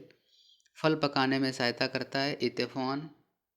फल पकाने के लिए उपयोग में लाया जाता है, कैल्शियम कार्बाइड। हरे फलों को कृत्रिम रूप से पकाने के लिए कैल्शियम कार्बाइड का प्रयोग किया जाता है क्योंकि यह उत्पन्न करता है एसिटिलीन गैस। फलों के पकने में बढ़ावा देती है एथिलीन गैस। वह गैस जो गैस वेल्डिंग के लिए प्रयुक्त की जाती है, ऑक्सीजन तथा एसिटिलीन। एसिटिलीन के बारे में निम्नलिखित कथनों पर विचार कीजिए। वेल्डन उद्योग में इसका प्रयोग होता है, सही है। यह प्लास्टिक का निर्माण करने में प्रयुक्त एक कच्चा माल है, सही है। सिलिकॉन कार्बाइड और पानी का मिश्रण कर इसकी सुगमता से प्राप्ति होती है, रॉन्ग है। 2 स्टेटमेंट सही हैं आपके, फर्स्ट एंड सेकंड। सुमेलित कीजिए, देखिए आप, फ्लोरेंस कार्बन परिवार का अपर रूप है, C60 बिल्कुल करेक्ट स्टेटमेंट है ये। शुष्क बर्फ ठोस कार्बन डाइऑक्साइड होता है, करेक्ट है। कैरोटीन मानव त्वचा की बाहरी परत में पाए जाने वाला प्रोटीन है, करेक्ट है। मस्टर्ड गैस रासायनिक युद्ध में प्रयुक्त होने वाला विषैला द्रव्य है, करेक्ट है। टेफ्लॉन फ्लोरीन युक्त बहुलक है, करेक्ट है। विषाक्त मस्टर्ड गैस होती है द्रव रूप में, करेक्ट है। पायरीन एक अग्निशामक केमिकल है। सल्फर डाइऑक्साइड एसिड रेन में मिलता है आपको। फ्रेयान प्रशीतक के रूप में यूज किया जाता है। बेंजीन के लिए सत्य है, इसमें 12 सिग्मा एवं 3 पाई बॉन्ड होते हैं। एथिल अल्कोहल को पीने के योग्य अयोग्य बनाता है मेथनॉल एवं पेरिडीन को मिलाकर। मीन्स एथिल अल्कोहल में मेथनॉल और पेरिडीन को मिक्स कर दिया जाएगा तो ये पीने के योग्य नहीं रहेगा। उन शराब त्रासदियों में जिनके परिणाम स्वरूप अंधता आदि होती है हानिकर पदार्थ है मेथिल अल्कोहल। मेथिल अल्कोहल की वजह से क्या होता है, लोग अंधे हो जाते हैं। वुड स्पिरिट कहा जाता है मेथिल अल्कोहल है मेथनॉल को। शक्कर के किण्वन से बनता है इथाइल अल्कोहल। सीरा अति उत्तम कच्चा माल है अल्कोहल उत्पादन के लिए। Ethylene, isoprene, acetylene, hexane, butadiene, styrene में से हुआ है जो प्राकृतिक रबर का बहुलक है आइसोप्रीन।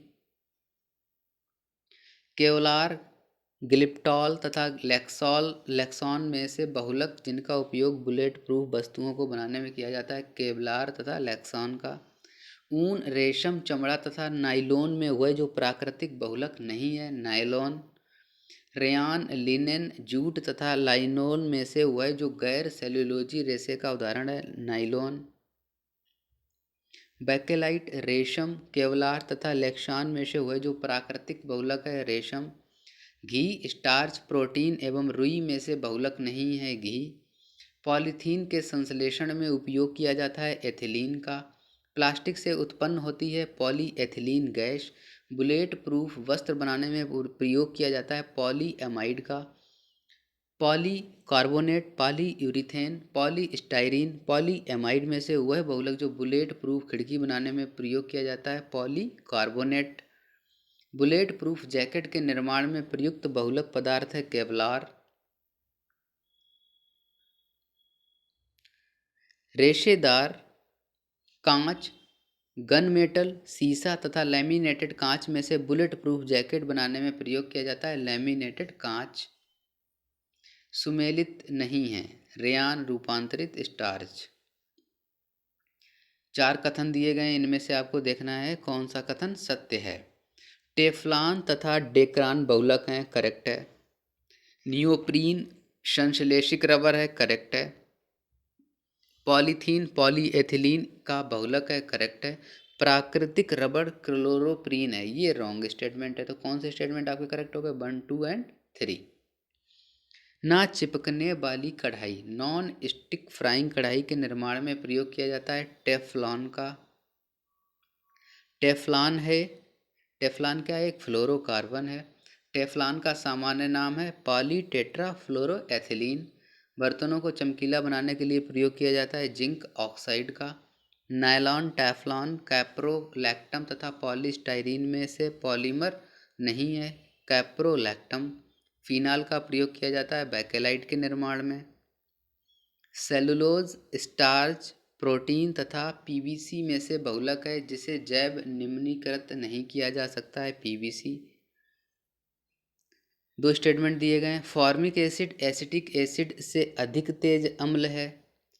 रीजन इसका दिया गया फॉर्मिक एसिड ऑर्गेनिक एसिड है। देखिए आप दोनों स्टेटमेंट आपके करेक्ट हैं। फार्मिक एसिड जो होता है एसिटिक एसिड से तेज अम्ल है। फार्मिक एसिड ऑर्गेनिक एसिड है, ये भी बात ठीक है। लेकिन ये स्टेटमेंट ए का रीज़न ये नहीं है फार्मिक एसिड ऑर्गेनिक एसिड इस वजह से ये एसिटिक एसिड से तेज नहीं होता है। दोनों स्टेटमेंट करेक्ट हैं बट उसका रीज़न करेक्ट नहीं है। लंबे समय तथा कठोर शारीरिक कार्य के पश्चात मांसपेशियों में थकान अनुभव होने का कारण होता है लैक्टिक एसिड का संचय हो जाना। नींबू खट्टा होता है साइट्रिक एसिड के कारण। लैक्टिक अम्ल मिलता है आपको दूध में, एसिटिक अम्ल मिलता है आपको सिरके में, साइट्रिक एसिड मिलता है आपको नींबू में, ब्यूटायरिक एसिड मिलता है आपको दुर्गंधयुक्त मक्खन में। एस्कॉर्बिक एसिड मिलेगा आपको नींबू में, माल्टोस माल्ट में, लैक्टिक अम्ल दही में, फार्मिक अम्ल लाल चींटी में। अचार में होता है आपका एसिटिक एसिड, खट्टे दूध में होता है लैक्टिक एसिड, सेब में होता है मौलिक एसिड, शीतल पेय एवं सोडा वाटर में होता है कार्बोनिक एसिड। अंगूर में टार्टेरिक एसिड प्रचुर मात्रा में पाया जाता है। अंगूर में कौन सा एसिड पाया जाता है? Tartaric acid. अंगूर, इमली तथा केला में प्रचुर मात्रा में विद्यमान रहता है टार्टरिक एसिड। फोटोग्राफी में प्रयोग किया जाता है ऑक्जेलिक एसिड का। बेकिंग पाउडर के निर्माण में उपयोग करते हैं टार्टरिक एसिड को। सिरका एक जलीय घोल है एसिटिक एसिड का। निम्न में से कौन सा कथन सत्य है? देखिए आप, गन्ने के रस को किण्वित करने पर सिरका बनता है, करेक्ट है। सिरके में एसिटिक एसिड उपस्थित होता है, करेक्ट है। सिरका एक परिरक्षक के रूप में प्रयुक्त होता है, सही है बात। हाइड्रोजन एवं ऑक्सीजन, ऑक्सीजन एवं एसिटिलीन, मेथेन एवं वायु तथा कार्बन डाइऑक्साइड एवं मेथेन गैस युग्मों में से वह मिश्रण जो खानों में अधिकतर होने वाले विस्फोटों का कारण होता है, मेथेन एवं वायु का मिश्रण। मेथेन एवं वायु के मिश्रण की वजह से क्या होता है, जो कोयले की खानें होती हैं वहाँ पे विस्फोट हो जाता है। खानों में अधिकतम विस्फोट होते हैं मेथेन के साथ वायु मिलने के कारण। Trinitrotoluene, trinitroglycerin, cyclotrimethylene, trinitroamine तथा नाइट्रोक्लोरोफार्म में से विस्फोटक नहीं है। क्या विस्फोटक नहीं है? नाइट्रोक्लोरोफार्म में बाकी सारे पदार्थ विस्फोटक पदार्थ हैं, RDX, TNT and trinitroglycerin. TNG, TNP, TNA, TNT में से विस्फोटक जिसका नाम नोवेल तेल है, that is called TNG. RDX आविष्कृत हुआ था हैनिंग के द्वारा। हैनिंग ने आरडीएक्स का आविष्कार किया था। आरडीएक्स एक विस्फोटक पदार्थ है। आरडीएक्स का दूसरा नाम होता है cyclonite. Phosphorus trichloride, mercuric oxide, graphite तथा नाइट्रोग्लिसरीन में से वह जिसे विस्फोटक की तरह उपयोग किया जाता है, that is called nitroglycerine. Nitroglycerine एक आवश्यक संगठक के रूप में एमाटोल में नहीं पाया जाता है। डायनामाइट के निर्माण में ग्लिसरॉल ट्राइनाइट्रेट का उपयोग होता है। ग्लिसरॉल, मेथनॉल, यूरिया तथा ऑक्जेलिक एसिड में से विस्फोट के उत्पादन में ग्लिसरॉल का उपयोग किया जाता है। कोल गैस, टार, कोक तथा पेट्रोलियम में से प्राकृतिक ईंधन है पेट्रोलियम। कोयला, पेट्रोल प्राकृतिक गैस तथा डीजल जीवाश्म ईंधनों में से स्वच्छतम ईंधन है प्राकृतिक gas. Alcohol, ether, water gas तथा प्राकृतिक गैस में से जीवाश्म ईंधन है प्राकृतिक गैस। हाइड्रोजन, चारकोल प्राकृतिक गैस तथा गैसोलीन में से अधिकतम ईंधन माना जाता है हाइड्रोजन का। अधिकतम ईंधन मान किसका होता है? हाइड्रोजन का। ऑक्टेन संख्या गुणवत्ता की माप है पेट्रोल के। सीटेन संख्या गुणता प्राचल के रूप में प्रयुक्त होती है डीजल के लिए। पेट्रोल के लिए होती है आपकी ऑक्टेन संख्या और डीजल के लिए होती है सीटेन संख्या। डीजल इंजन में प्रयुक्त ईंधन है डीजल की वाष्प और वायु। खाना बनाने में प्रयोग की जाने वाली मुख्य गैस है मेथेन। बायोगैस संयंत्र से निष्कासित वह गैस जो ईंधन के रूप में उपयोग में आती है उसको कहते हैं मेथेन। बायोगैस में मुख्यतः होती है कार्बन डाइऑक्साइड और मेथेन। गोबर गैस का मुख्य तत्व है मेथेन। एक बायोगैस संयंत्र में होती है किण्वन की प्रक्रिया। गोबर गैस प्रणाली का आविष्कार डॉक्टर एस बी देसाई ने किया था। प्राकृतिक गैस का मुख्य घटक है मेथेन। एलपीजी के मुख्य अवयव हैं ethane, propane and butane. LPG का मुख्य आधार घटक है ब्यूटेन। एलपीजी मिश्रण है ब्यूटेन एवं प्रोपेन का। सीएनजी में होता है आपका मेथेन एंड एथेन। एलपीजी में ब्यूटेन एंड प्रोपेन। कोल में hydrogen, methane, carbon monoxide. Water gas में कार्बन मोनोऑक्साइड एंड हाइड्रोजन का मिक्सचर होता है। तरलीकृत पेट्रोलियम गैस का प्रमुख घटक मेथेन होता है। गलत, रॉन्ग है। मेथेन घरों तथा कारखानों में जलाने के लिए सीधे प्रयोग में लाई जा सकती है जहां वह पाइपलाइनों से उपलब्ध कराई जा सकती है, बिल्कुल करेक्ट है। घरेलू एलपीजी सिलेंडरों में दाब मापक नहीं प्रदान किए जाते हैं क्योंकि ये एलपीजी सिलेंडरों में गैस की मात्रा को प्रदर्शित नहीं कर सकते।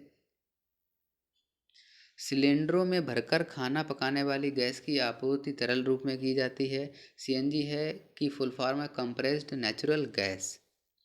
स्वचालित वाहनों में प्रदूषण नियंत्रण हेतु प्रयुक्त सीएनजी में मुख्यतः कौन सी गैस उपस्थित होती है? Methane, CH4। कुछ स्टेटमेंट दिए गए हैं, आपको देखना है इनमें से कौन सा स्टेटमेंट सत्य है। द्रवित प्राकृतिक गैस को अत्यधिक शीत ताप तथा उच्च दाब में द्रवित किया जाता है, जिसमें विशेष रूप से अविकल्पित पात्रों में उनका संग्रहण अथवा परिवहन सुसाध्य हो सके। ये बात करेक्ट है। एलपीजी के केस में आपने देखा है, उसको लिक्विड फॉर्म में ट्रांसपोर्ट किया जाता है। भारत में प्रथम एलएनजी टर्मिनल हासन में निर्मित हुआ। रॉन्ग। द्रवित पेट्रोलियम गैस के प्राकृतिक गैस द्रव्यों का पृथक्करण किया जाता है और इनमें एथेन, प्रोपेन, ब्यूटेन तथा प्राकृतिक गैसोलीन सम्मिलित है। रॉन्ग। तो कौन सा स्टेटमेंट सही हुआ आपका? Only one. गैसोहॉल क्या है? गैसोहॉल आपका मिक्सचर है एथिल अल्कोहल और पेट्रोल का। गैसोहॉल गैसोलीन और एथेनॉल का एक मिक्सचर है। एथेनॉल को एथिल अल्कोहल भी कहते हैं और पेट्रोल को गैसोलीन भी कहते हैं। 4 स्टेटमेंट दिए गए हैं, इनमें देखने कौन से सही हैं कौन से गलत हैं। आपको देखिए, आप कोयला, पेट्रोलियम तथा प्राकृतिक गैस जीवाश्म ईंधन है। करेक्ट। गैसोहॉल बेंजीन तथा एल्कोहल का मिश्रण है। रॉन्ग। भूतापीय ऊर्जा एक अपारंपरिक ऊर्जा स्रोत है। करेक्ट। गोबर गैस में मुख्यतः मेथेन होती है। करेक्ट। कौन सा गलत हो गया? 2। कौन से सही है? 1, 3 एंड 4। कार के इंजन में नॉकिंग से बचने के लिए प्रयोग किया जाता है लेड का। लेड टेट्राएथिल टेट्राएथाइल लेड पेट्रोल में मिलाया जाता है, जिस वजह से इसकी अपस्फोटन दर बढ़ जाए या इसकी एंटी नॉकिंग की वजह से। ऑटोमोबाइल इंजनों में प्रतिहिम के रूप में प्रयोग करते हैं एथिलीन ग्लाइकॉल का। भारी वाहन में डीजल का उपयोग किया जाता है उच्च क्षमता और आर्थिक बचत के लिए। मोटर कारों के अपेक्षाकृत नए मॉडलों की निम्नलिखित विशिष्टताओं पर विचार कीजिए। रेडियल टायर, सुप्रवाही ढांचा, बहुबिंदु ईंधन अंतःक्षेप, उत्प्रेरक परिवर्तक, रेचक सहित। इनमें से वह विशिष्टताएं जो मोटर कारों के अपेक्षाकृत नए मॉडलों को अधिक ईंधन दक्ष बनाती हैं, कौन कौन सी? एक तो रेडियल टायर आपको ज़्यादा दक्ष बनाता है गाड़ी को। दूसरा सुप्रवाही ढांचा, इसका कोई लेना देना नहीं होता है माइलेज से। बहुबिंदु ईंधन अंतःक्षेप करेक्ट है। उत्प्रेरक परिवर्तक रेचक सहित, ये भी करेक्ट है। गाड़ियों को चलाने के लिए हाइड्रोजन गैस सुविधाजनक रूप से ईंधन के रूप में प्रयोग में लाई जाती है यदि वह कम ताप पर किसी पदार्थ द्वारा शोषित हो ताकि वह निर्वातक द्वारा उत्पन्न तापमान पर मुक्त हो सके, तो वह पदार्थ है हाइड्राइड। खाने की वस्तुओं के परिरक्षण के रूप में प्रयोग होता है सोडियम बेंजोएट का। खाने की वस्तुओं का परिरक्षण सोडियम बेंजोएट के द्वारा किया जाता है। फलों के रस को सुरक्षित रखने के लिए सोडियम बेंजोएट का प्रयोग किया जाता है। Sodium carbonate, acetylene, benzoic acid तथा सोडियम क्लोराइड में से खाद्य पदार्थों के परिरक्षण हेतु प्रयुक्त होता है बेंजोइक अम्ल का। सोडियम क्लोरेट, पोटेशियम परमैंगनेट तथा ब्लीचिंग पाउडर में से वह जो शाकनाशक का उदाहरण है, that is called sodium chlorate. प्रशीतन खाद्य परिरक्षण में मदद करता है। प्रशीतन किस तरह से खाद्य परिरक्षण में मदद करता है? ये क्या करता है, जो जैव रासायनिक क्रियाएं होती हैं उनकी जो दर होती है उसको कम कर देता है। नियान, ऑक्सीजन तथा फ्रेयान में से वह सामान्य प्रशीतक जिसको घरेलू प्रशीतकों में प्रयोग किया जाता है, फ्रेयान का। कच्ची चीनी को रंग विहीन करने हेतु जिस चारकोल का प्रयोग किया जाता है उसका नाम है एनिमल चारकोल। शहद का प्रमुख घटक है फ्रक्टोस। बाजार में बिकने वाला एस्पार्टेम कृत्रिम मधुरक है। यह अमीनो अम्लों से बना होता है और ये अन्य अमीनो अम्लों के समान ही कैलोरी प्रदान करता है, फिर भी यह भोज्य पदार्थों में कम कैलोरी मधुरक के रूप में इस्तेमाल होता है। उससे इस इस्तेमाल का या उसके इस इस्तेमाल का आधार क्या है? एस्पार्टेम सामान्य चीनी से कई गुना अधिक मीठा होता है, अतः थोड़े से एस्पार्टेम में बने भोज्य पदार्थ ऑक्सीकृत होने पर कम कैलोरी प्रदान करते हैं।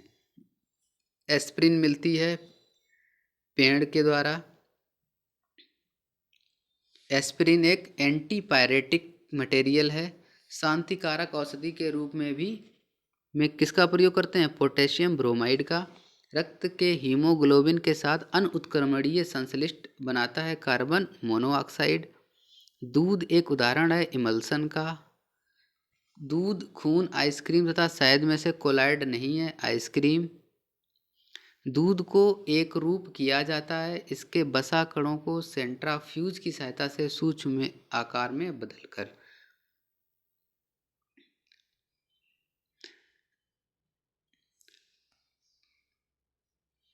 खुले में कुछ देर रखा दूध खट्टा हो जाता है लैक्टिक एसिड के कारण। वह अम्ल जो दूध से दही बनने के दौरान बनता है लैक्टिक एसिड। प्राचीन काल में दही जमाने की प्रक्रिया में जिस जीव की आवश्यकता होती थी वह है जीवाणु। लौंग में पाया जाने वाला क्षारभूत तेल है यूजिनॉल। जेली बनाने हेतु सर्वाधिक उपयुक्त फल है अमरूद।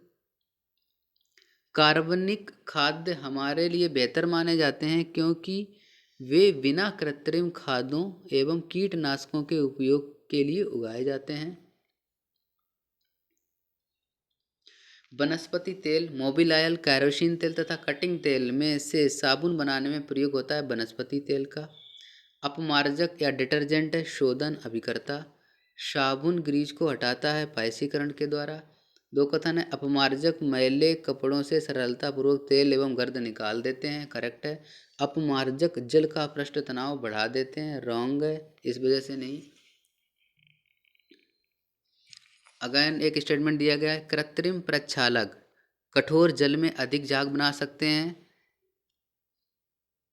कृत्रिम प्रक्षालक कठोर जल के साथ कैल्शियम और मैग्नीशियम के घुलनशील लवण बनाते हैं। देखिए आप कृत्रिम प्रक्षालक जो होते हैं वो कठोर जल में अधिक झाग बना सकते हैं ये बात ठीक है। कृत्रिम प्रक्षालक कठोर जल के साथ कैल्शियम और मैग्नीशियम के घुलनशील लवण बनाते हैं। स्टेटमेंट दोनों सही हैं लेकिन स्टेटमेंट एक कथन ए का जो रीजन आर है वो सही नहीं है।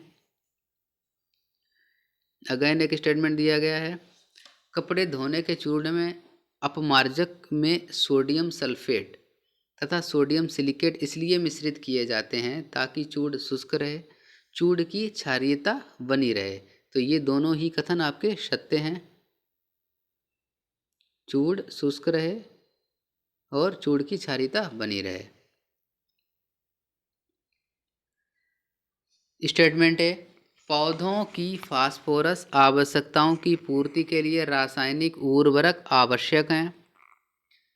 रीज़न है जिसका 1 मीट्रिक टन जैव खाद मुश्किल से 2 से 3 किलो फास्फोरस की आपूर्ति करता है। दोनों सही हैं परंतु आर ए का सही स्पष्टीकरण भी है। क्या है पौधों की फास्फोरस आवश्यकताओं की पूर्ति के लिए रासायनिक उर्वरक आवश्यक हैं। बात ठीक है क्योंकि पौधों की आवश्यकता है फास्फोरस। 1 मीट्रिक टन जैव खाद में मुश्किल से 2-3 किलो फास्फोरस की आपूर्ति होती है ये भी स्टेटमेंट सही है। और इसी वजह से इसका रीजन भी ठीक है इसी वजह से आपको रासायनिक उर्वरक प्रयोग करने पड़ते हैं। गेहूं की खेती के लिए उपयोग करेंगे नाइट्रोजन उर्वरक का। तत्व जो उर्वरक में नहीं पाया जाता है वह है हाइड्रोजन। ये देखिए आप कुछ पादप पोषक तत्व दिए गए हैं और उनका कार्य दिया गया है।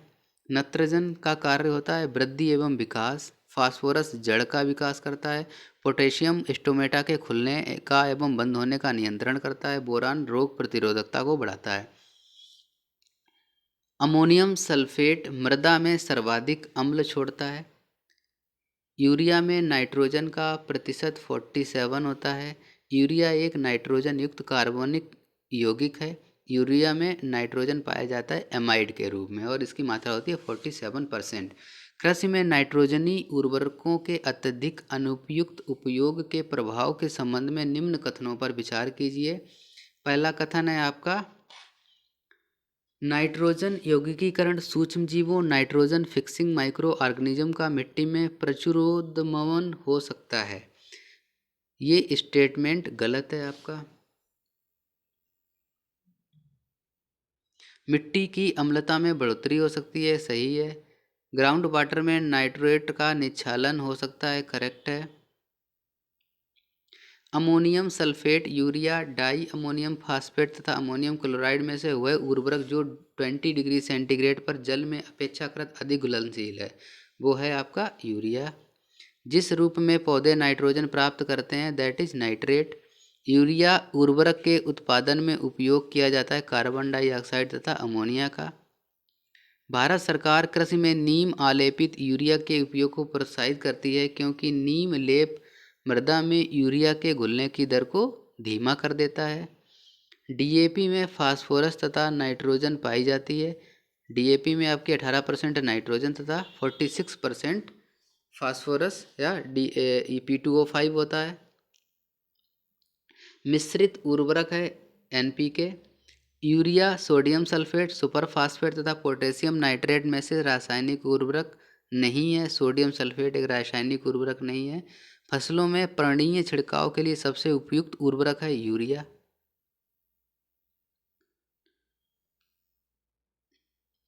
ह्यूमस उदाहरण है जैविक कोलाइड का। हरी खाद के लिए सबसे उपयुक्त फसल है शनई। सही सुमेलित कीजिए। हरित शैवाल धान में होता है। राइजोबियम लिग्नेमिसेरम मटर में पाया जाता है और एजोटोबैक्टर गेहूं में पाया जाता है। मच्छर भगाने वाली दवाओं में सक्रिय रसायन है एलिथ्रिन। अग्निशामक में काम आती है कार्बन डाइऑक्साइड गैस। आग बुझाने वाले संयंत्र में कार्बन डाइऑक्साइड पैदा होती है सोडियम बाइकार्बोनेट तथा तनु सल्फ्यूरिक एसिड की अपक्रिया से।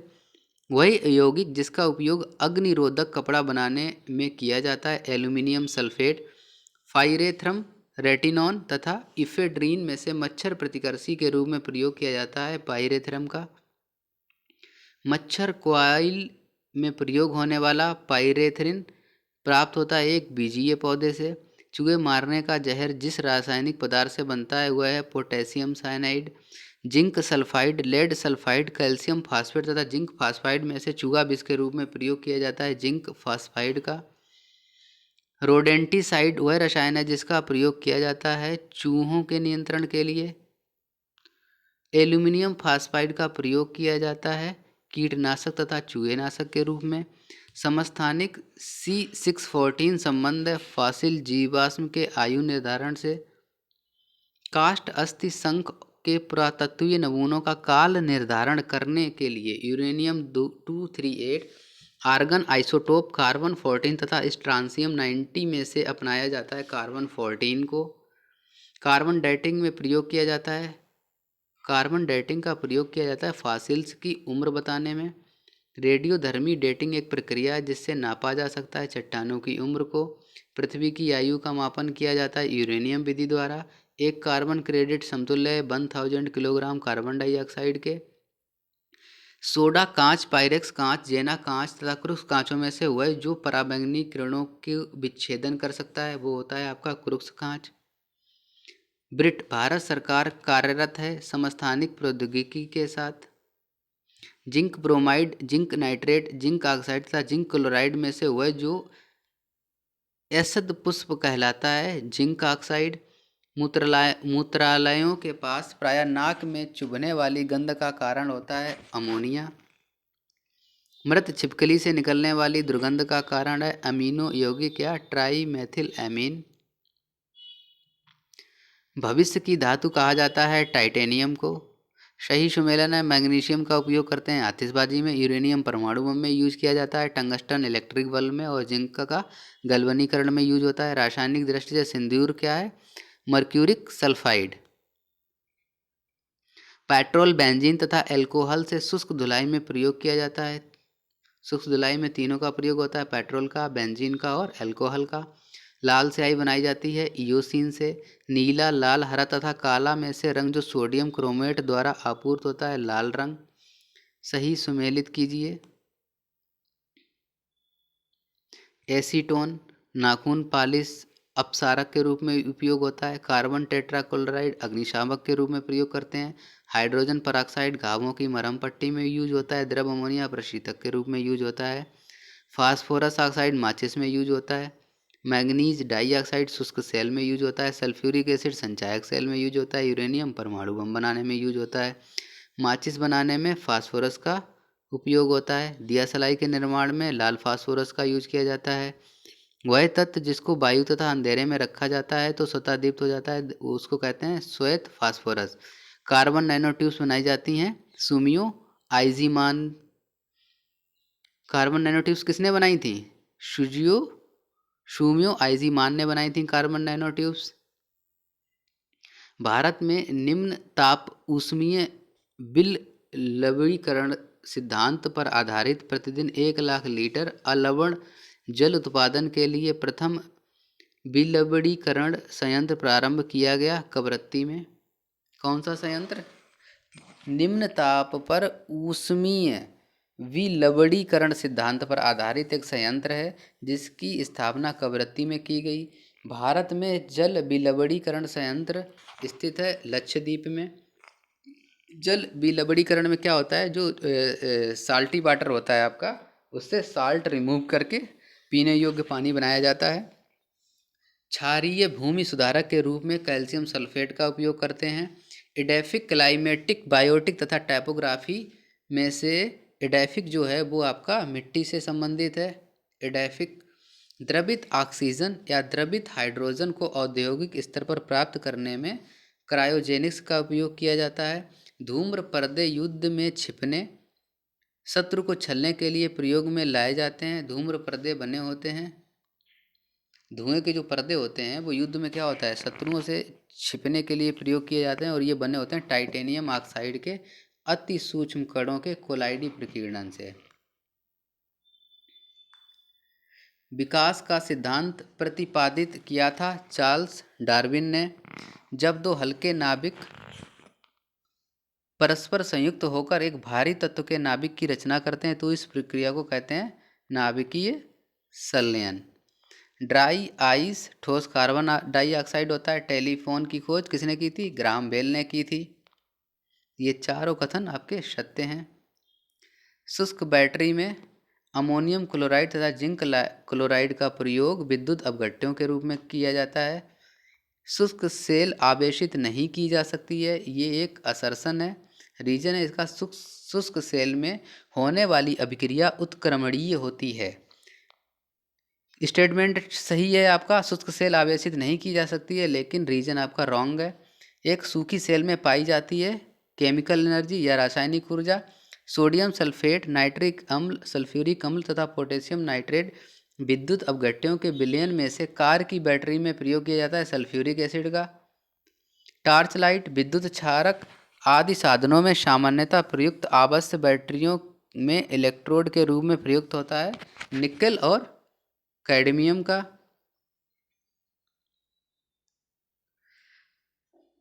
फ्रेयान आपका प्रशीतक है। Tetraethyl lead anti knock agent के रूप में यूज किया जाता है। बेंजीन हेक्साक्लोराइड कीटनाशी के रूप में यूज किया जाता है। कार्बन टेट्राक्लोराइड एक अग्निशामक है। एस्पार्टेम आपका कृत्रिम मधुरक है। नियोप्रीन संश्लेषित रबड़ है। बेनाड्रिल प्रतिहिस्टेमीन है। पोटेशियम ब्रोमाइड फोटोग्राफी में यूज होता है। पोटेशियम नाइट्रेट बारूद बनाने में यूज होता है। पोटेशियम सल्फेट आपका उर्वरक बनाने में यूज होता है। मोनो पोटेशियम टार्टरेट बेकरी के कामों में यूज में आता है। सल्फर डाइऑक्साइड अम्ल वर्षा से मिलता है। फ्लोराइड प्रदूषण दांतों को अफेक्ट करता है। मिथाइल आइसोसाइनाइड भोपाल त्रासदी से रिलेटेड है, ये गैस लीक हुई थी। ओजोन रिक्तता चर्म कैंसर को जनरेट करती है, चर्म कैंसर को बढ़ावा देती है। नेशनल टेक्नोलॉजी दिवस 11 मई को मनाया जाता है। बर्ड फोटोग्राफी दिवस 19 अगस्त को मनाया जाता है। नेशनल स्पोर्ट दिवस 29 अगस्त को मनाया जाता है और नागासाकी दिवस आपका 9 अगस्त को मनाया जाता है। संयुक्त राष्ट्र ने वर्ष 2011 को अंतर्राष्ट्रीय रसायन विज्ञान वर्ष के रूप में मनाया था। भोपाल गैस त्रासदी 2-3 दिसंबर 1984 को हुई थी। बिस्फेनॉल एक खाद्य संवेष्टन सामग्री के विकास के लिए प्रयोग में लाया जाने वाला रसायन है। वह देश जिसने गैसोलीन में एथेनॉल मिश्रित करना कानूनन अनिवार्य कर दिया है वह देश है Brazil.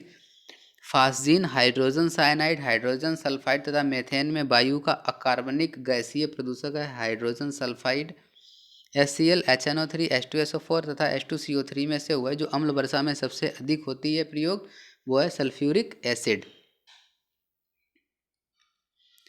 Carbon dioxide, nitrous oxide, chlorofluorocarbon तथा मेथेन गैसों का ग्लोबल वार्मिंग के प्रति आपेक्षिक योगदान है। सबसे ज़्यादा ग्लोबल वार्मिंग में योगदान है कार्बन डाइऑक्साइड का, फिर आता है योगदान मेथेन का, फिर नाइट्रस ऑक्साइड का, इसके बाद क्लोरोफ्लोरोकार्बन्स का योगदान है ग्लोबल वार्मिंग में। सुमेलित कीजिए। केवलार संश्लेषित रेशा है। टैक्साल आपका एक कैंसर रोधी दवा है। जिंक फास्फाइड रोडेंटनाशी है। और नाइट्रोसेलुलोस आपका एक विस्फोटक पदार्थ है। तो ये सारे क्वेश्चंस वन लाइनर क्वेश्चंस आपके केमिस्ट्री के क्वेश्चंस कॉम्पिटिटिव एग्जाम्स में हेल्प करने वाले हैं।